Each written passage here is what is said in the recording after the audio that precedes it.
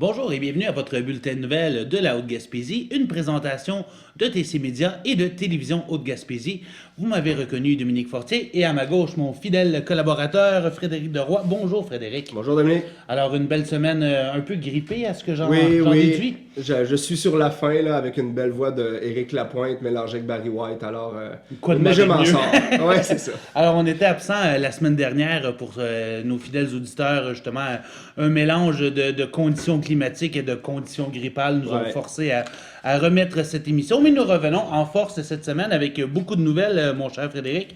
À commencer par le rendez-vous des Grands Voiliers 2017. Oui. On avait appris en octobre dernier que Sainte-Anne-des-Monts accueillerait quelques voiliers dans le cadre de ce rendez-vous annuel. Alors, ça a été l'occasion de découvrir lesquels seront parmi nous. Alors, on aura le Spirit of South Carolina, le Rotor Sand, ainsi que le Peter Van Danzig. Alors, ce sera pendant 3 jours. Nous aurons l'occasion d'avoir ces bateaux-là qui seront au quai de Sainte-Anne-des-Monts. Les visites gratuites. On dit également que certaines entreprises pourraient faire la demande pour avoir une soirée party sur ces Wow. voiliers-là et ce, le tout gratuitement. Mais comme c'est bien plus facile de laisser les gens qui s'y connaissent en parler, on va vous laisser Michel Gosselin, directeur des loisirs à la ville de Sainte-Anne-des-Monts, nous expliquer un petit peu qu'est-ce qui se passera pendant ce week-end-là. La ville de Sainte-Anne-des-Monts, nous, on avait fait la demande depuis 2 ans afin de recevoir, d'être une ville d'accueil pour les grands voiliers dans le cadre du 150e de la Confédération du Canada. Donc, on appelle ça le Rendez-vous 2017. C'est plus de 40 voiliers qui se dirigent dans la ville de Québec pour faire une course du 18 au 23 juillet. Par contre, ces bateaux-là qui viennent, comme nous, on a 3 bateaux qui sont confirmés à Sainte-Anne-des-Monts, qui vont être ici pour 3 jours, le 7, 8, 9 juillet. Alors, ce sera agrémenté, bien évidemment, de plusieurs autres activités. Mais si on revenait brièvement sur les 3 voiliers qui Ouais. seront présents, le Spirit of South Carolina, c'est lui qu'on a vu à l'écran. C'est une goélette à 2 mâts d'une longueur de 43 mètres. Il a été construit en 1946. C'est un voilier qui vogue principalement dans le port de Charleston, en Caroline du Sud, et a une capacité d'accueil de 21 passagers. Et il se distingue par son revêtement en bois de chêne de Virginie, de cyprès et de pin à longue feuille de la Caroline du Sud. Alors, un beau petit voilier. Il y a également le Rotor Sand, qui est un voilier école de pavillon canadien qui a été construit dans les années 90. Celui-ci a une vocation formatrice de la construction par des étudiants en charpenterie mécanique et architecture jusqu'à la recherche dans la mer du Nord et la mer des Wadden, une mer qui longe l'Allemagne, le Danemark et le Pays-Bas. Et finalement, le 3e voilier qui s'arrête à Sainte-Anne-des-Monts est le Peter Von Danzig 2, soit un type de voilier sloop d'une longueur de 17 mètres. Il a été construit en 1992. Il s'agit du 2e voilier du club de voile Akademischer Segler Weiren, qui initie les étudiants à la navigation en haute mer. Alors, pour en savoir davantage sur des activités Oui. qu'il y aura autour du rendez-vous 2017, parce que ce ne sera pas seulement des voiliers, on écoute à nouveau Michel Gosselin qui nous parle de cette programmation. On a des spectacles. On a 3 spectacles musicaux. On a un spectacle familial avec des trapézistes.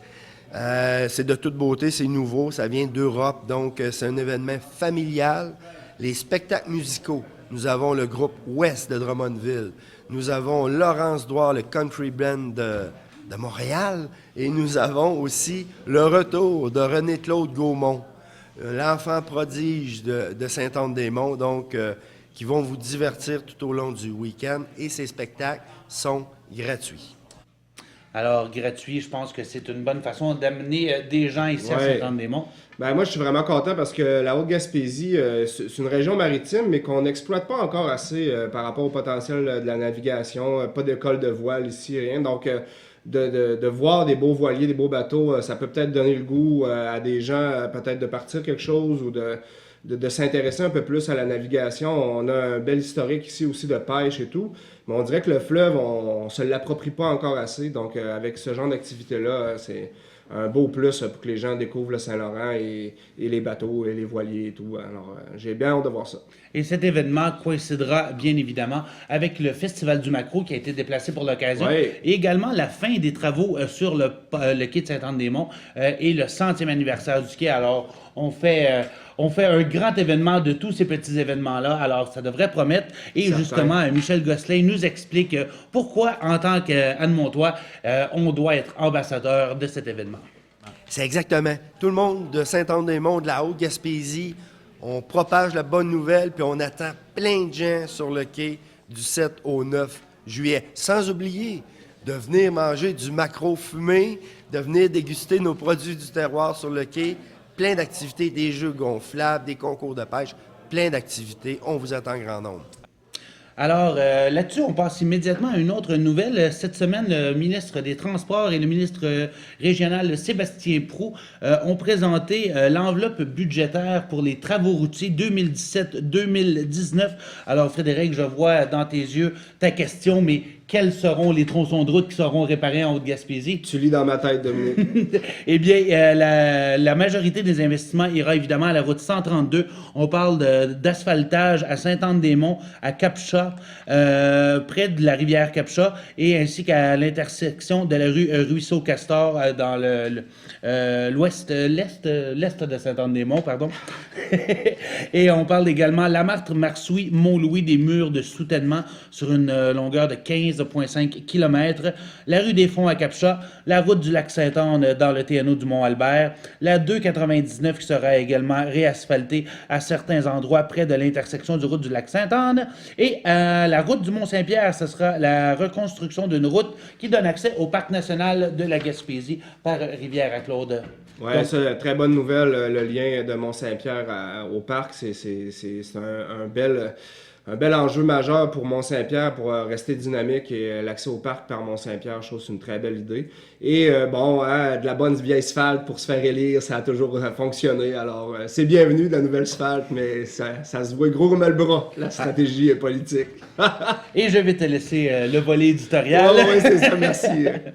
De côté fait divers, cette semaine, la Sûreté du Québec a annoncé avoir appréhendé un individu dans la jeune vingtaine en lien avec les vols qui ont été commis dans des commerces d'alimentation de Gros-Morne, Marsouis et Saint-Vianney. On avait eu un premier suspect qui avait été arrêté. Ouais. Ce qu'on apprend, c'est quelques jours plus tard, son complice qu'on peut voir sur les images à l'écran. Ils ont été captés par des caméras de surveillance dans le marché d'alimentation de Gros-Morne. Alors, les deux individus dans la jeune vingtaine seraient originaires de la Haute-Gaspésie. Ils ont été arrêtés et relâchés avec promesse de comparaître, mais comme ils n'ont pas encore passé devant le juge, on ne peut pas dire de qui il s'agit. Dès qu'ils seront passés devant le juge, le nom deviendra public. Alors, on vous transmettra l'information. La ville de Sainte-Anne-des-Monts procédera cette année à la nomenclature d'une rue qui, jusqu'à maintenant, n'avait jamais été nommée. Alors, mon cher Frédéric, lorsqu'on se promène sur la route 132, Oui. juste entre le parc du Souvenir et le poste de la Sûreté du Québec, il y a un petit tronçon de rue qui relie la première avenue à la route 132. On la voit ici à l'écran. Alors, quel est son nom? Alors, j'ai appris cette semaine qu'elle n'avait pas de nom. Et voilà, exactement. Donc, le comité d'urbanisme de la ville de Sainte-Anne-des-Monts s'est rendu compte de ce petit détail, de ce petit oubli.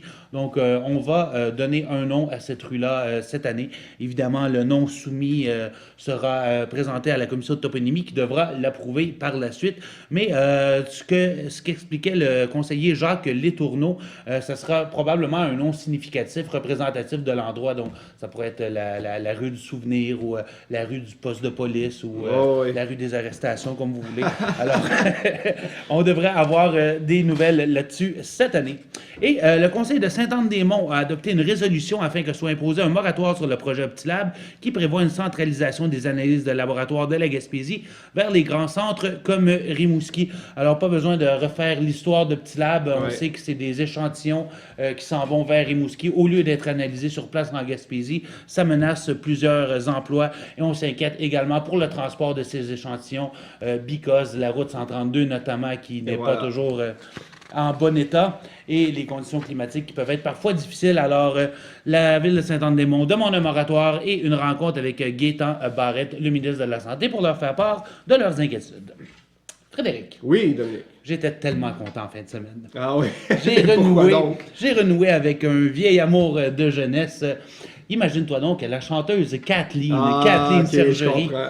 de Captcha revient sur disque, Oui. âgée de 50 ans, après plus de 16 ans d'absence sur disque. On la voit ici lors de son deuxième album Ça va bien. Alors, c'était le deuxième des 3 albums qu'elle a lancés en carrière avant de s'éclipser pendant un très long moment. Elle a fait d'autres projets comme le Villemort Blues Band et elle a œuvré, mais principalement dans l'ombre. Et là, elle est prête à revenir de l'avant. Elle promet qu'elle travaille actuellement sur des chansons, dont une devrait être présentée bientôt. On voit aujourd'hui qu'est-ce que l'apparence qu'elle a. Elle n'a pas trop changé. L'âge n'a pas fait ses ravages, comme on peut voir. Ouais. Alors, elle paraît toujours aussi bien, cette petite Kathleen Sergerie. Nous sommes très, On très sent ton heureux. amour des années 90. Et, Écoute, oh oui, je ne peux pas je te nier reconnais, mon Dominique. âge. Et voilà. Et pour se faire plaisir, on écoute un court extrait du tout premier vidéo que Kathleen nous a lancé dans le début des années 90, le succès Où aller. Je n'aurai plus le temps de te montrer ma peine. Je n'aurai plus le temps de te dire je t'aime. Je n'aurai plus le sang assez chaud dans les veines, ni assez de vent dans les voiles, dans les airs.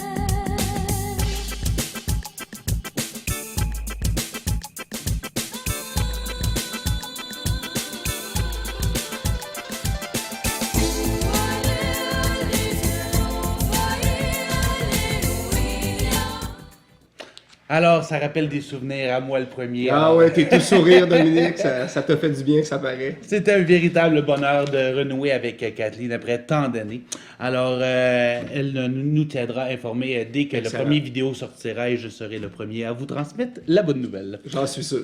Toujours dans le domaine des arts et spectacles, un autre artiste, cette fois-ci Gabriel Sabourin, un comédien que l'on connaît notamment pour son rôle de Benoît dans Au secours de Béatrice ou Antoine dans La Galère, était de passage à Saint-Anne-des-Monts pour le lancement du film La construction du personnage qui se veut le 3e film d'une trilogie sur la violence conjugale. Ça a été commandé par l'Alliance gaspésienne dont fait partie le Centre Louise-Amélie. Alors, on a présenté le film à une centaine de personnes et ce film-là servira d'outil notamment pour les intervenants.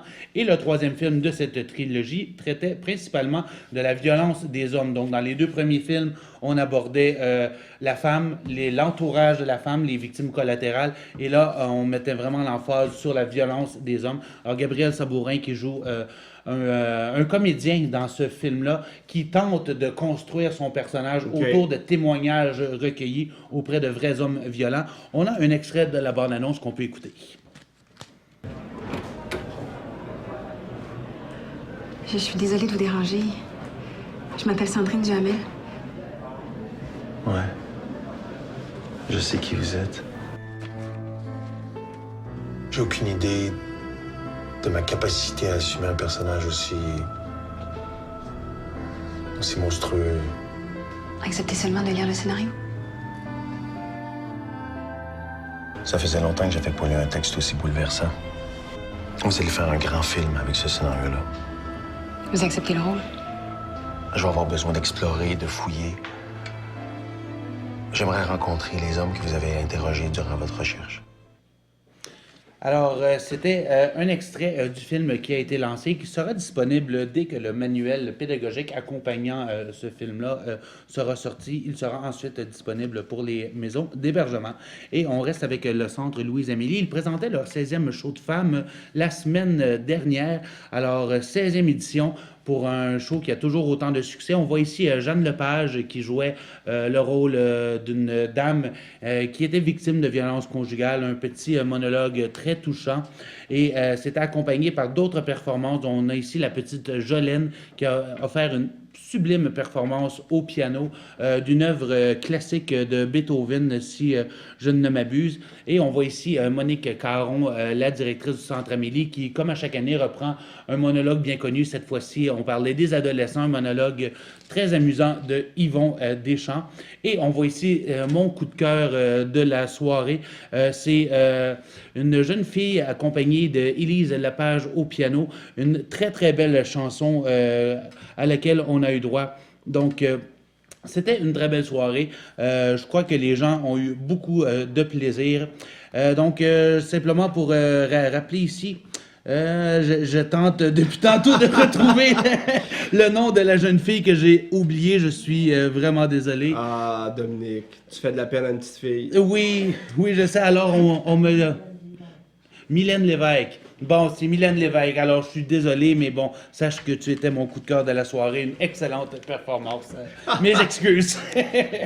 T'es pardonné, Dominique. Oui, Mylène Lévesque et Élise Lepage. Félicitations. Et on termine côté art et spectacle avec John Henry Angrignon-Atkins, l'homme avec le nom aussi grand que sa stature.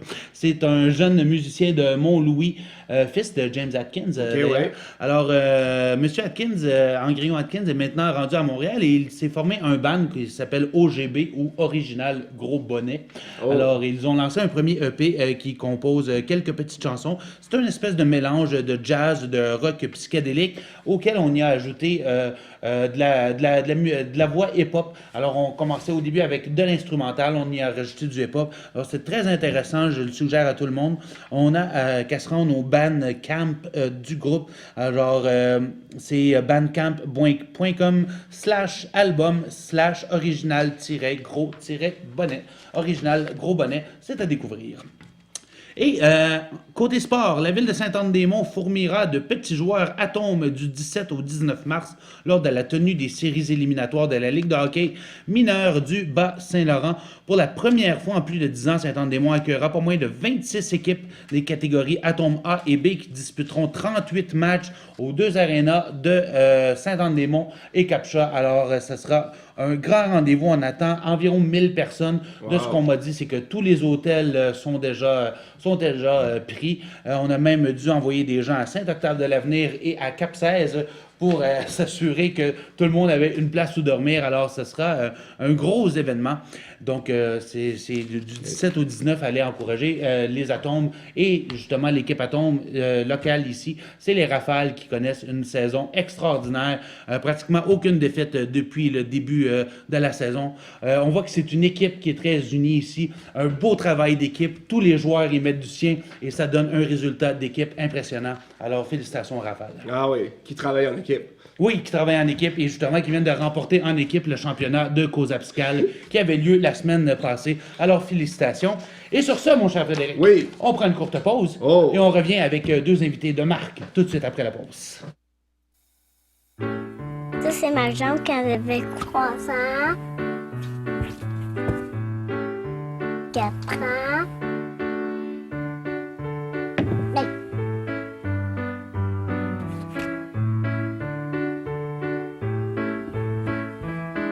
1, 2, 3, 4, 5. J'ai 5 ans et 5 jambes. C'est ma jambe de ski.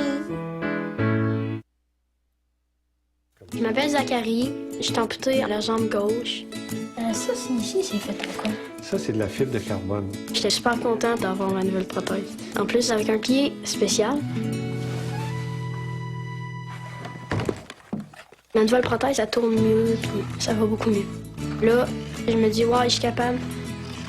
J'aime déjà jouer au hockey, puis j'aime jouer avec mes amis, fait que les deux ensemble, c'est super amusant. L'association des aptitudes, ça m'aide beaucoup.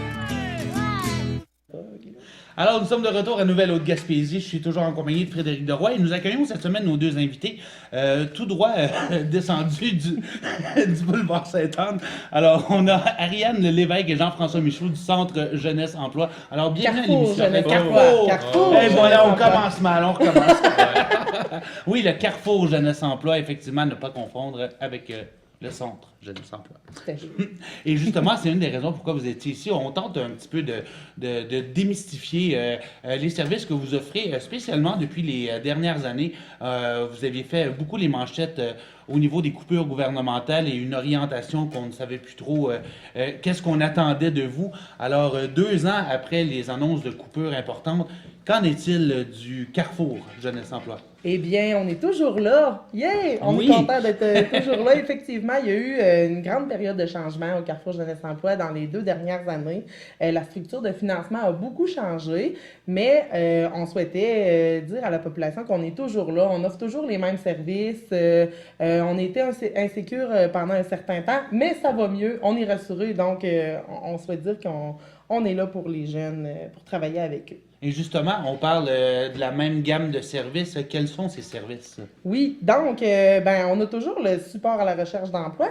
Donc, aider les jeunes qui sont âgés de 16 à 35 ans à faire leur curriculum vitae, les lettres de présentation, des listes d'employeurs. On travaille avec le jeune, on travaille ses techniques de recherche d'emploi, tout ça pour qu'il soit capable vraiment d'aller chercher son plein potentiel, les simulations d'entrevue, puis on veut qu'il soit capable de développer aussi les attitudes qui sont gagnantes sur le marché du travail.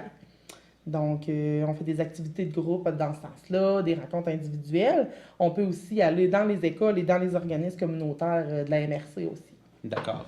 Et justement, peut-être, Jean-François, me dire, j'ai fait le lapsus en début d'entrevue, je vous confondais avec le Centre Jeunesse Emploi. Quelle est la différence entre les 2 organismes? Ah, c'est complètement différent. En fait, le mandat des centres jeunesse, c'est vraiment de s'occuper de la loi de protection de la jeunesse. Nous, c'est vraiment d'aider les jeunes dans leur insertion socio-professionnelle. Ça fait que nous, c'est un service qui est offert un peu à tout le monde, là, de 16 à 35 ans. C'est 2 mondes.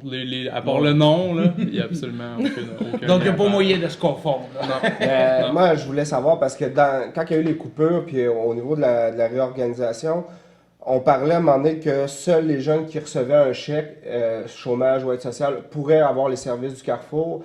Mais je sais qu'avant, n'importe quel jeune, avec ou sans chèque, pouvait se présenter. Oui. Est-ce que ça, vous avez réussi à contourner un peu ça, ou Oui. c'est comme ça? Oui, on réussit. On ne rencontre pas seulement les jeunes qui reçoivent des chèques d'aide sociale. On peut rencontrer vraiment tout le monde qui sont âgés entre 16 et 35 ans.